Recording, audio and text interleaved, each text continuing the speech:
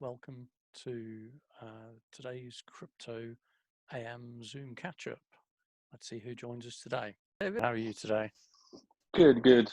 I'll have to mute myself. I had some a point I'm near rail tracks. Okay. Otherwise, So yeah. get the trains going past that. That's not a problem at all. Okay. Yeah. Welcome aboard anyway. Hey, Ravi. Good afternoon to you. Good morning. I've never joined these calls before, but I am on the WhatsApp list, so I just thought I'd dial in for a change. Excellent. Well, thanks for joining us, Ravi. Whereabouts are you based? On the East Coast or something? Yes, I'm based in the New York area in suburban New Jersey. Oh, wow. Okay. And how are you finding things there at the moment? Well, I live in a township called Montclair.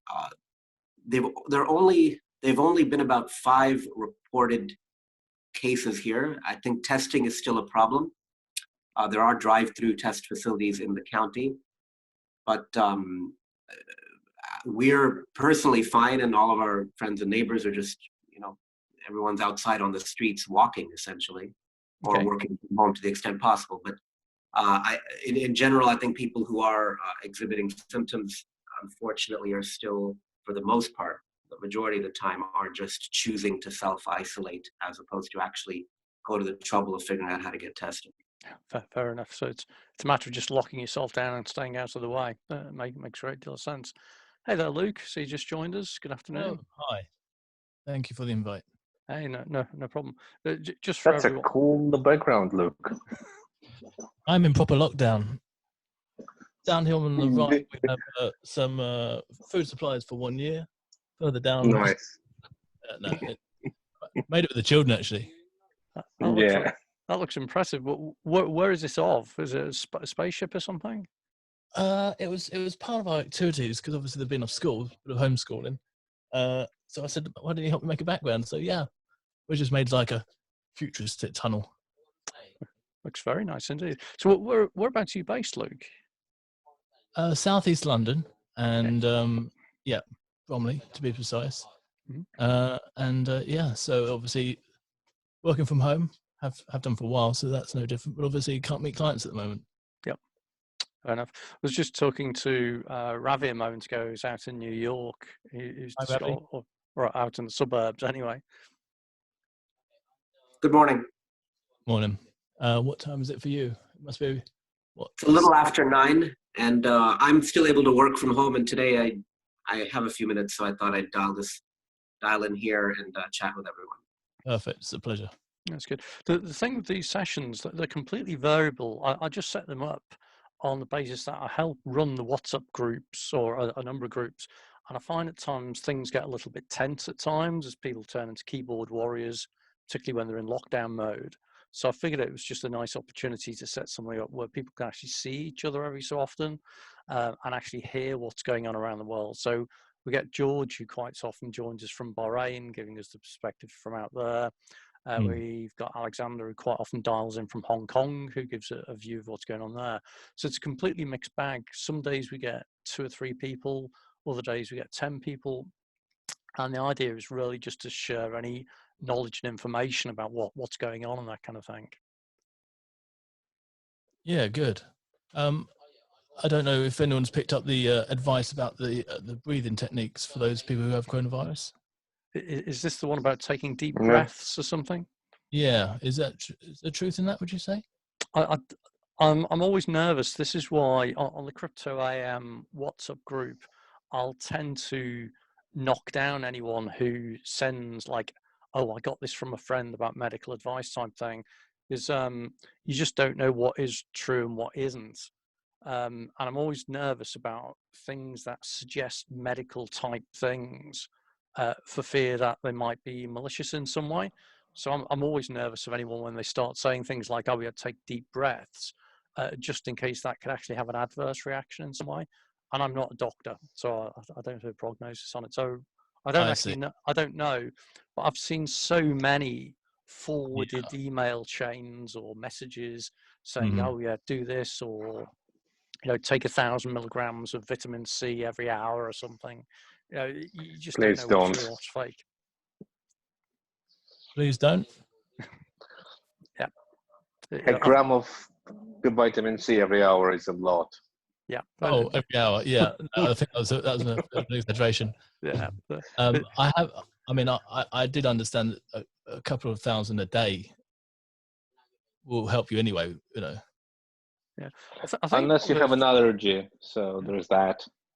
I think it's like everything, that if you take too much of anything, it will kill you. You know, water. If you drink too much water, you can have problems. And ultimately, a lot of the time, it's about building up your immunity and your defenses, which is why having a good diet, exercising, and taking vitamin C, getting sunlight, they're all sensible things. But then you get some of these messages, which they're kind of like a virus in their own right. They always are forwarded with no details, and it's, oh, I got this from a contact, please share it with everybody. It's like, that sounds a bit like a viral message going around, which Fernando's probably got a comment on as well. So, Fernando, good afternoon to you. Hey, how are you guys? Hey, How is everyone? Good. Have you seen that Boris Johnson is woken up?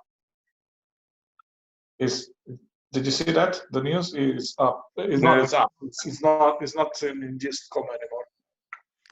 I didn't know he was in a coma. He was induced in a coma last night. He was in the ICU and taking oxygen, and this morning they removed him from coma, and he's actually breathing normally without any help with any ventilator. Right. The only thing I heard was that he doesn't have pneumonia. And I thought, wow, that's great. Very good. Yeah. It was announced last night by Sky that he had pneumonia, but I think they were wrong. Yeah. Yeah, Sky's usually quite good though, aren't they? They seem to have the lead on everybody whenever there's any news released. I noticed that even with the daily data that was being produced, which I presume has been released to all the news agencies in advance, but with a time delay moratorium on it, that Sky seemed to put everything out just a few minutes before everyone else all the time.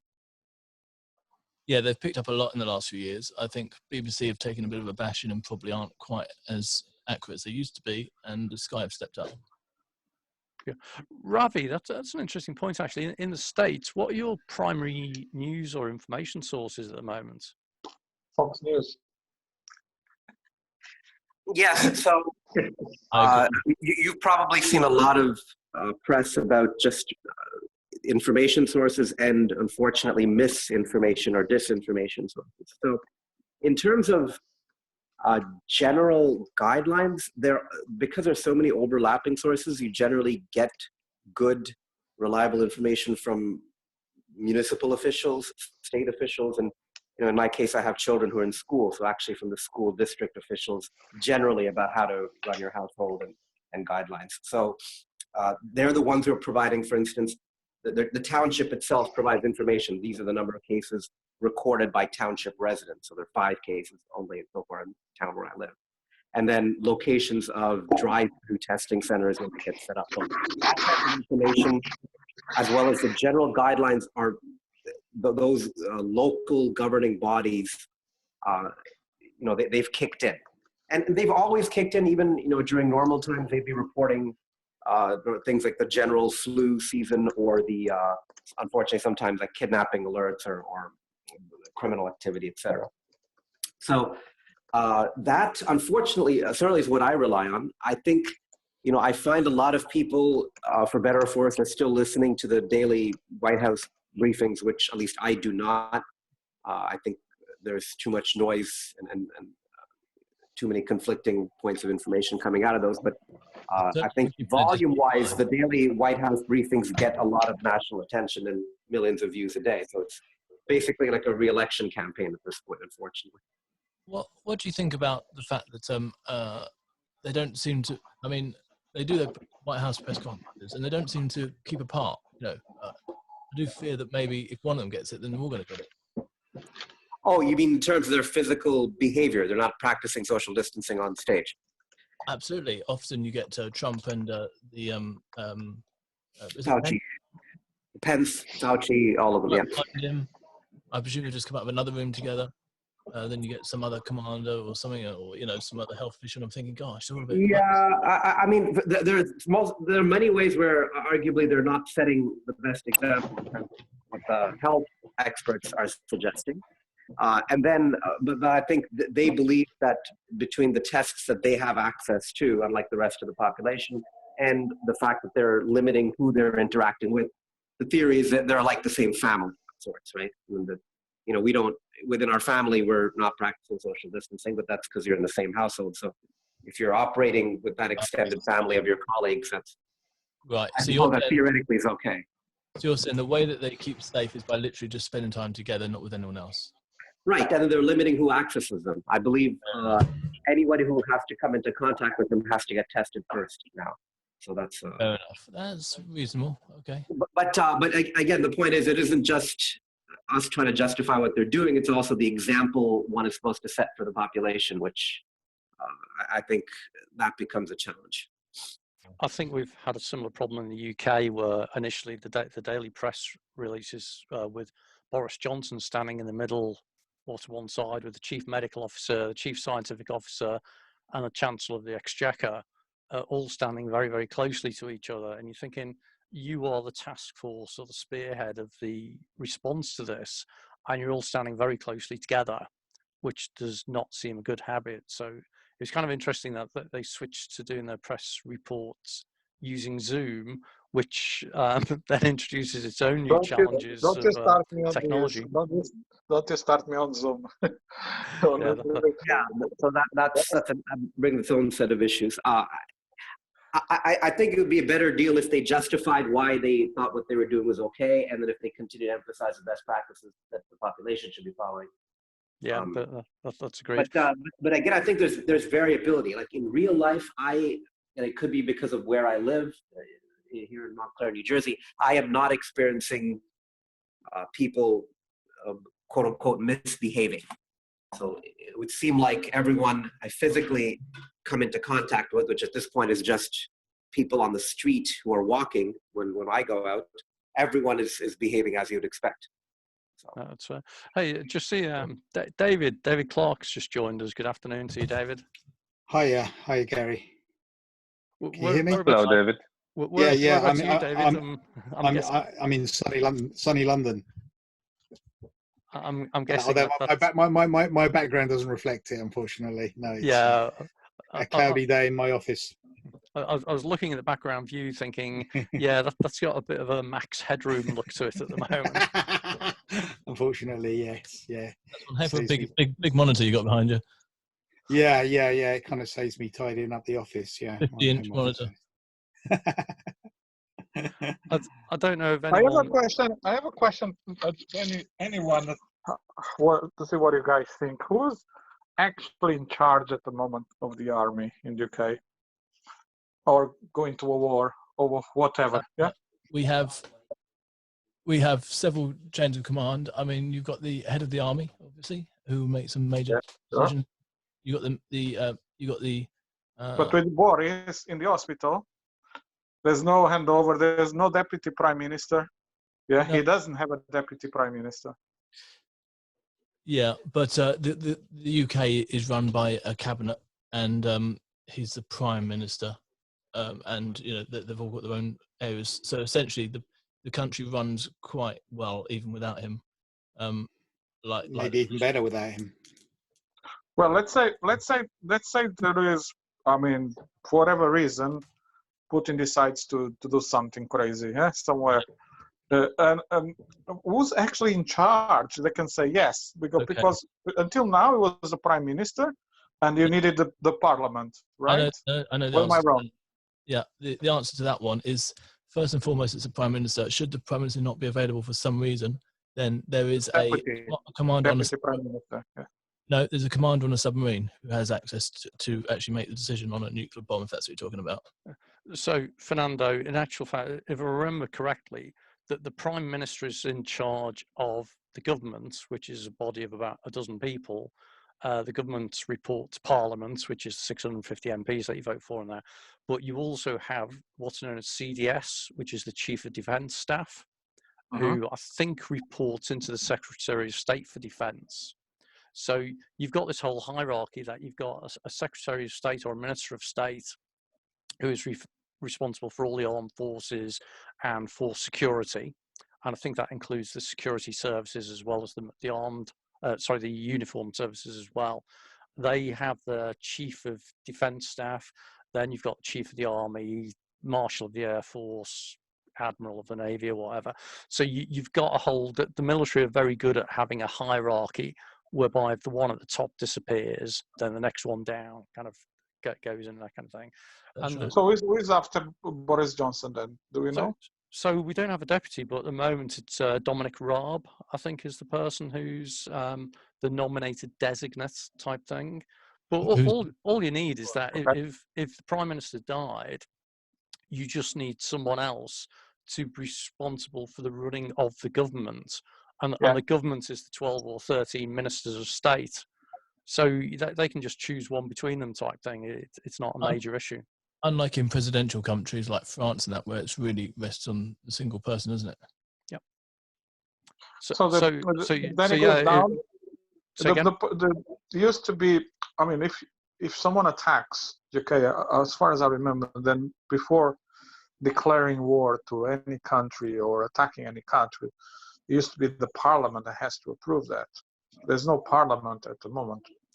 No, so you still have members of parliament who are the elected representatives or agents of citizens, but it's the government that is still in place. The government is a subset of parliament, in effect. It's the party who are in power who choose their ministers of state. They run things day to day. They run their departments. So if there was like a premature attack or whatever, as you say, like a nuclear type thing, you still have a delegation of authority through that. And then if the worst comes to the worst, as Luke says, you've got submarine commanders who have the little safe with the access codes and everything, and they have the deputized ability to go after whatever.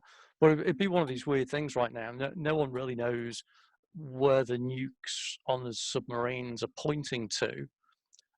The assumption would be they're pointing to places in Russia, but what happens if this was like a Chinese attack or something, if it was even an attack? I mean, like Israel, for example, they have an auto thing where basically if ever there's a nuclear bomb that is heading for the sky at them, within 1.5 minutes, they will release nuclear bombs to all their enemies in one go, apparently. And the other countries know that. So, they all encourage each other, don't fire one at Israel. Yeah.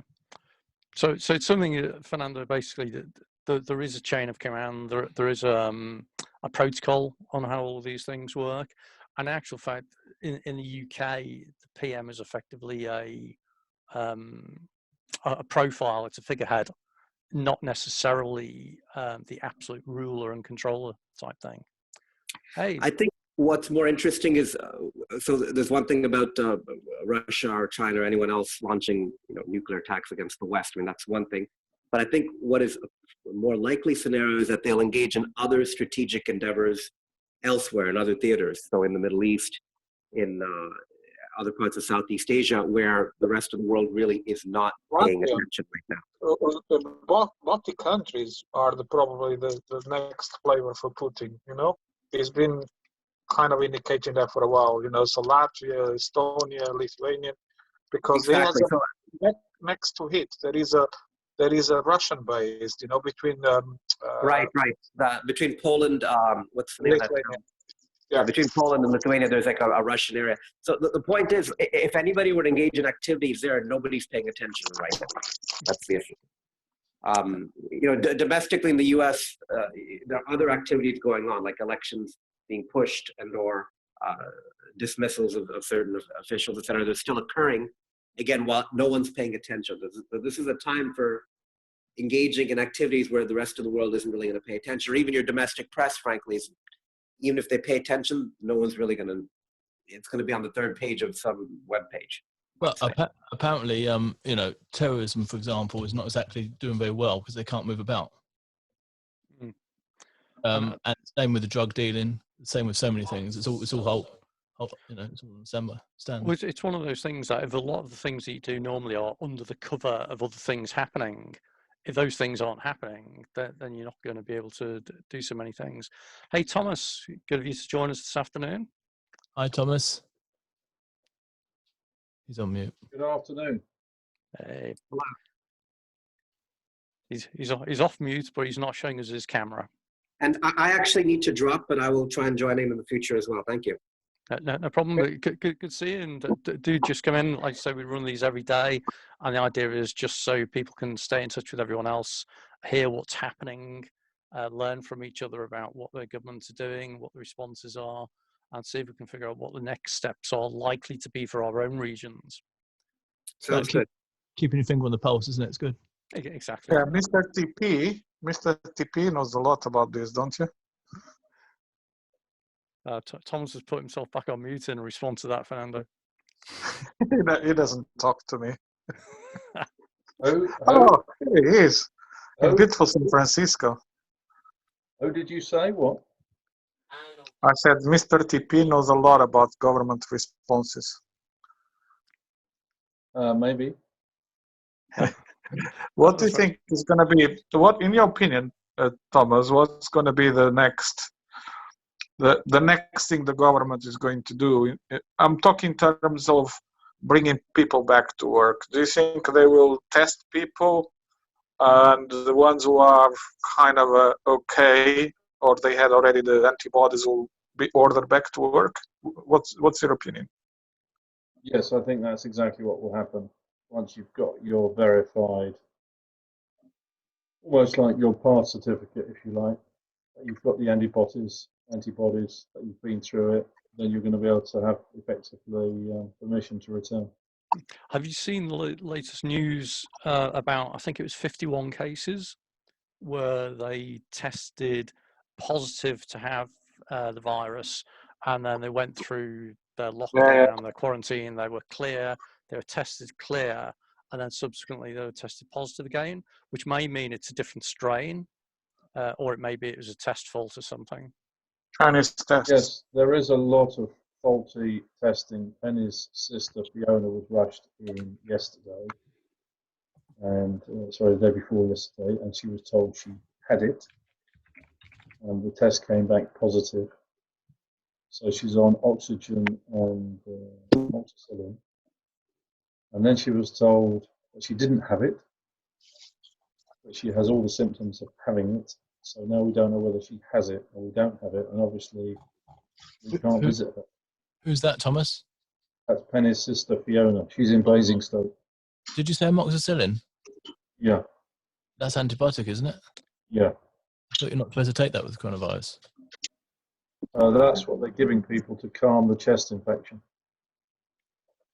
And by the way, Basingstoke, I know a doctor. She's a family friend. She is in the theater, so she's a surgeon. Yeah, she said very, very quiet. Basingstoke Hospital. It's just like coronavirus. Really, not much in that area, you know. So there's one of the odd cases, but apparently they're not in stress like many other areas of the UK. That's interesting as well. I think it varies from hospital to hospital. So I know somebody who was in Wexham Park, and he ended up in intensive care, and he's now got through everything. He's recovered. He's been appearing on TV and radio quite a lot. He was on Good Morning Britain this morning. And when he was in, he said it was mad busy. It was absolutely solid, rammed and everything. And then I know someone who was at another hospital in the area, and they're saying, as you're saying, Fernando, is actually quite quiet. So I think all the hospitals have ramped themselves up in anticipation of a load, and some areas have had a load of cases in, and some of them simply haven't yet. Yeah, and the thing about catching this thing, my wife is a nurse, was quite a high level nurse, and one thing is it's not actually being exposed to it; it's how often you are and the load which is on your body can deal with it, and that's why you're seeing a lot of health officials going down with it, because they are yes, they're being careful, but you're being exposed to this stuff several times over, and that's why they're catching it. You know, so does that mean you can catch it more than once, Luke? I wouldn't like to answer that, but it seems like if you do, you'll be worse off. But the chance of getting it a second time is not nowhere near as high. But it's still to be, because they do think that anyone who gets this thing, if they get it bad, is going to have ongoing issues, because obviously the lungs would have been affected quite a bit. I think you're right. Yeah, depends a lot on the how many antibodies you have in your body. So if you got it, if it creates enough load of antibodies, then you will not get it. If it doesn't, then it's like any vaccine. Sometimes you have to take a boost, isn't it, for certain type of vaccine? So the challenge with this coronavirus is that it's not actually the virus that normally gets people. It's because basically what happens is that it's an enveloped pathogen. So it's got a covering around it. That then goes down the throat, down the pipe. That then the immune then attacks that, releases itself, the immune, which releases the virus to get rid of it. But now that means it's now exposed while it's reproducing its immune. An iOS, which is called a I can't remember now, but anyway, not iOS, that's something else. But anyway, a bacteria can get in, and then that's what causes the pneumonia and things like that. And that's why sometimes going to hospital can actually be detrimental, because there's so much bacteria everywhere. So I always did say hospitals are dangerous places. If you look at how many people die in them, that's right. They're not good places to be. And again, that's why health officials are struggling, because they may get it. They're obviously, their immunes are built up somewhat because they're strengthened over the years. But at the end of the day, if they have layered upon layered, that's the challenge. So, yeah. And I think it's a good point you made as well about the concept of what's called viral loading. And the way I kind of describe it, it's like if you're in a room full of people and all of the others have got the virus already, then you're going to suffer really, really badly, because you're effectively going to get multiple infections at the same time. So it's like taking several drinks, all of which have got a small amount of poison in them, as opposed to you going out in the countryside and being infected by one person, which is just like drinking a small amount of poison type thing. Poor analogy, but the concept kind of holds out. Certainly it's where social distancing is useful, not just as a means of reducing the rate of infection, but also the risk of infection as well, or the fatality of it. I mean, I own a company called Integrity Cleaning, and we've actually gone into virus cleaning. So basically, it's called Integrity Virus Control. So we're specialising in basically disinfecting places of work and building sites and things. Is that your business, which is doing the shard now? Is that one of the things you have to? Well, we were doing it, yeah. We might be going back in there for this thing as well. Okay. It's always good. Okay, you're guys. Absolutely right, Gary. When you spoke about that, I remember I saw a virologist in it was, I think, on Sky, an interview, and he was talking exactly about that and the difference in virus. So, and the comparison he gave was, for example, with the HIV virus, which is the same type REN virus, yeah. And with the HIV, when it hits your body, it could be a small load, but the way it replicates at the speed it replicates is so fast that your body becomes totally infected with HIV. That's why retrovirals are extremely important when people if they get infected, if they know they've been infected, then potentially they can stop it. With this virus, it doesn't replicate that fast. It's actually the amount of load that you get, like you were saying, Gary, the amount of load that you are exposed of the virus is what is going to dictate how badly you get. Agree. Guys, I was going to quickly say, sorry to interrupt, but we're only having this call for 30 minutes. We're about to run out of time. I'd just like to keep it short and sharp and just get any updates and see what's happening. Has anyone got any pressing questions or queries or anything we can answer? I just one thing to see what you guys think. All of these, the different trusts and hospitals being less busy than others, shouldn't the NHS or PhD really to have some system where they could track that and move resources about? Because there are hospitals, people have to share their masks, I mean, they are running out of stuff like masks, and if others, they have all of those resources, why don't you just not be efficient, moving things around? I don't get it really. Probably because you're going to cross infect in all probability if you do that.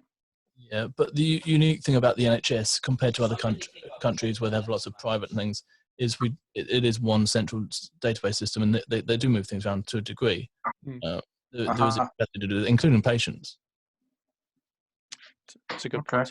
Okay, guys, I've just had the message off Zoom. We're going to close this down in a minute. So thank you very much all for coming on board today. Been nice chatting. Nice to get the range of views of what's going on in the States as well from Ravi earlier on. Running this every day, 2 o'clock, just for 30 minutes, just for people to check in, see what's happening, see what's going on. Meanwhile, I'll say we're going to close off now. So have a nice day. With my closing thing, as always, wash your hands.